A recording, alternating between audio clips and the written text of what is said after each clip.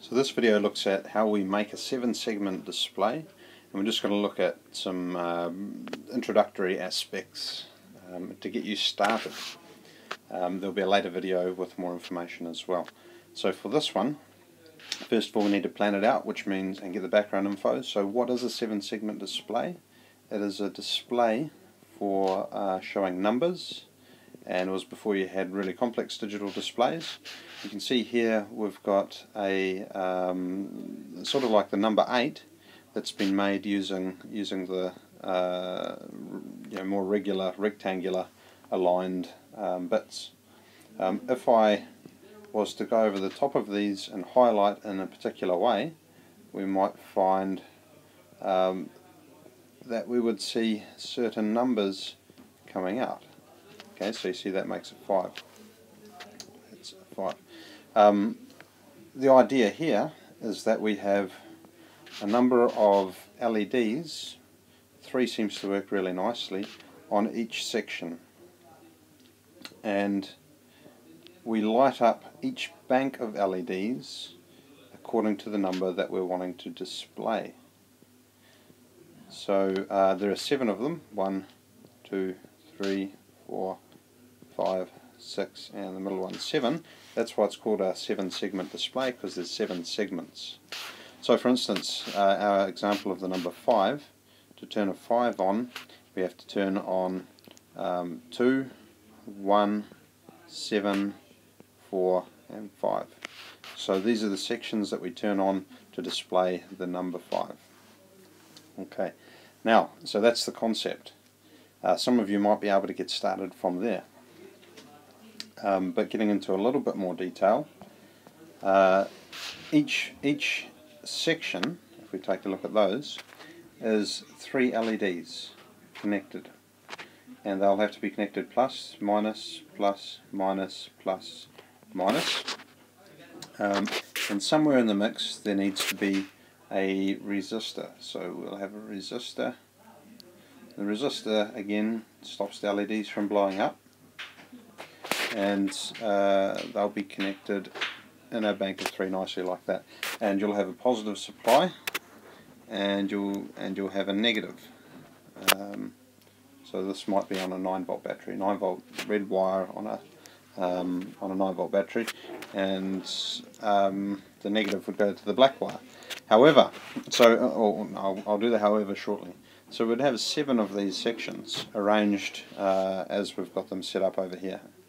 Now the real trick comes in with the switching. So we'd need to maybe throw a switch in here and shift the negative off to a different location. Okay, so we don't have the negative there, and we can turn, by closing that switch or opening that switch, we can turn this section on and off. This series of videos doesn't really get into how to do the switching in much detail, because there's a few interesting little tricks and traps that you will encounter with that, but we're after getting a 7-segment display set up and ready to use that you can apply in a lot of different situations. So the next thing, we've got this idea of having our 7 segments of 3 LEDs each with a resistor and a switch.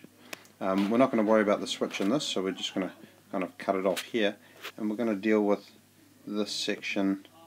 We need 7 of those on a circuit board arranged in a nice kind of rectangular way. Okay, let's just move that so it's all on the same screen. First of all, just the circuit diagram really quickly. We would have, we've drawn this as we would see it roughly, with a sort of a mixture of circuit diagrams and how we would see it. But we'd have a positive wire connected here. This is sort of the PCB tracks. Then we need to go off to a resistor, and we need to leave around about 10 to 15 millimeters for the resistor, depending on the size of the resistor. And then we're going to have a positive for an LED, then a gap, then the negative for the LED, and another positive for the LED, then a gap, then the negative for the LED, and connected to the positive, and then a gap, and then the negative, and then the negative will go off to a final connection where you would put the negative wire, or the wire going off to the switch. Okay, so that's kind of meaningless by itself. So I'm just going to sketch over the top of it what we would see going into place of this. So again, we would see the resistor connected in there. We would see one LED. I'll just draw the one LED connected here, and then another LED here, and another LED here. Okay, so we know we want to arrange them in this way. So we're going to sketch out a PCB layout that matches that. Rather than doing it fully, I think I might just give you a little snapshot. I'll edit it in, a little snapshot of what I've done.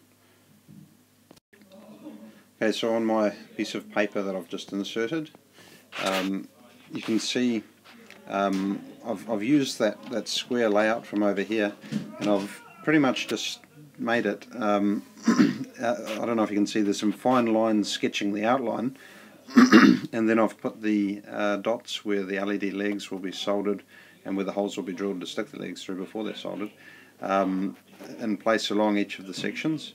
I've sized it. Size is very important, according to the spacing of the legs and according to the size of the components. So you've got to consider the legs, and you've got to consider the actual components as well. Just as an example, with your LED, you've got the spacing of the legs, which are around about 2.5 millimeters apart. So you can go up to 5 millimeters, which I actually have done in this. So you will have to bend them a little bit, but that gives you room to have wires travelling through, like you can see on the diagram here. That wire travelling horizontally across would be going underneath an LED, or between the legs.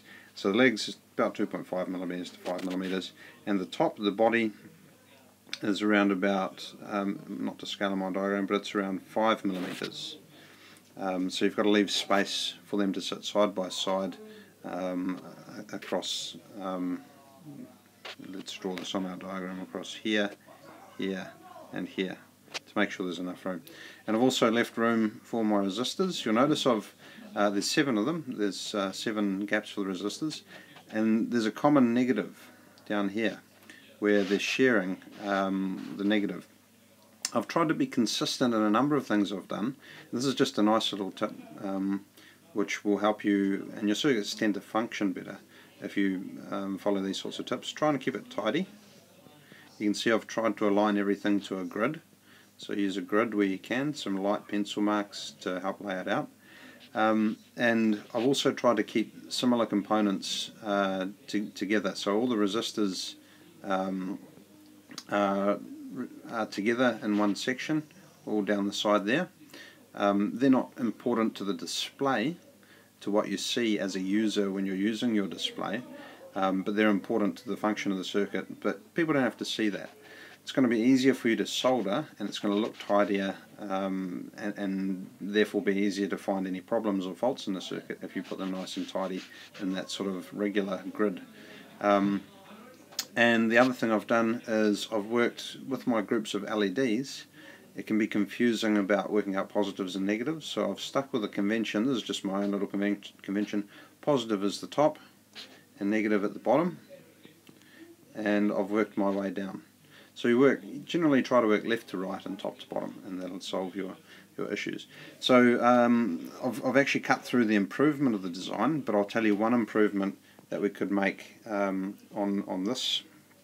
What's a good colour? We'll go for green. Over on this side, all the way down here, there's a lot of wasted space. So what we could actually do is cut this off down here and get rid of all of this. And then I'm going to draw in black now.